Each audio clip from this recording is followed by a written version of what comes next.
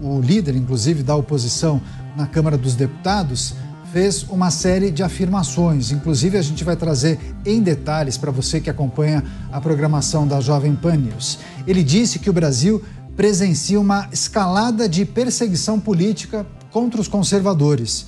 Ao comentar a possibilidade de Eduardo Bolsonaro ter o seu passaporte apreendido após ser acusado de crimes contra a soberania, ele disse que as ações contra a oposição são tomadas apenas com base em denúncias, reforçando o cenário de violação de direitos e censura da base governista e do judiciário. Além disso, Zucco afirmou que, em situações semelhantes, figuras políticas aliadas do Planalto nunca foram acusadas de conspiração. Por fim, o parlamentar reafirmou a necessidade de preservar a liberdade de expressão, argumentando que criminalizar deputados por denunciar abusos é incompatível com os princípios democráticos e reflete a intimidação institucional.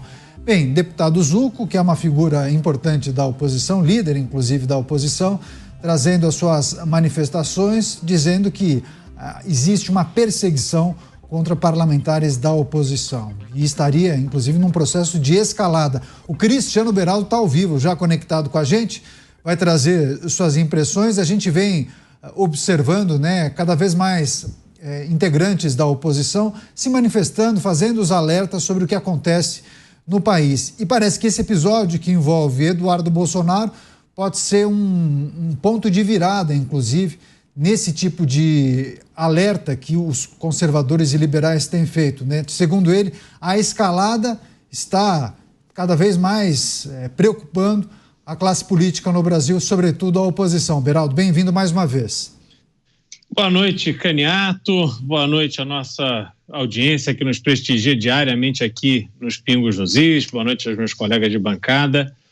Caniato, a gente está vivendo hoje um momento de um desequilíbrio institucional que traz para essa situação do embate político um tempero, um elemento muito importante para que a gente compreenda o que se passa no Brasil. Se a gente olhar lá para trás, quando a gente, em 1964, houve a substituição do então presidente João Goulart, que abandonou a presidência da República pelo primeiro presidente que foi eleito do regime militar, que foi o Marechal Castelo Branco, a gente viu a esquerda que se sentiu ameaçada ali, enfim, num ato de ter ficado enfraquecida, e obviamente os militantes de esquerda, que naquela época eram militantes financiados com dinheiro do Partido Comunista Chinês, dessas organizações comunistas internacionais,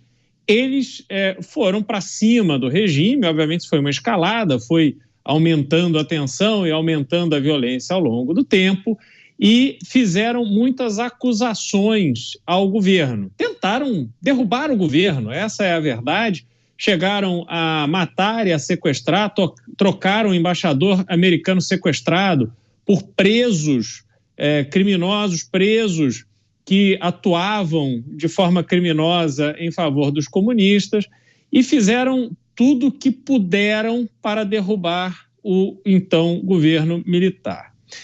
Veja que o tempo passou, eles então se reuniram numa grande campanha de anistia já, queriam uma anistia para não responderem por acusações que receberam e crimes que cometeram durante o regime militar, e depois disso voltaram e foram integrados à vida política brasileira, depois da redemocratização. Nesse processo todo, a expressão ali, a forma como eles se expressavam, quando era violenta e criminosa, obviamente havia uma repressão por parte da polícia, mas a liberdade de falar o que eles pensavam nunca foi punida, ou nunca foi punida da forma que ela vem sendo punida hoje. É claro que havia censura, haviam os censores do regime militar ali nos jornais e ficavam patrulhando tudo e todos e tal, mas você imaginar situações que aconteceram no passado do Brasil e a resposta que tiveram, quando a gente olha hoje para o que está acontecendo, a gente tem uma noção exata de que não é normal o que a gente está passando. foi além daquilo que temos na nossa história recente. E por que se tornou mais grave? Porque houve uma aliança.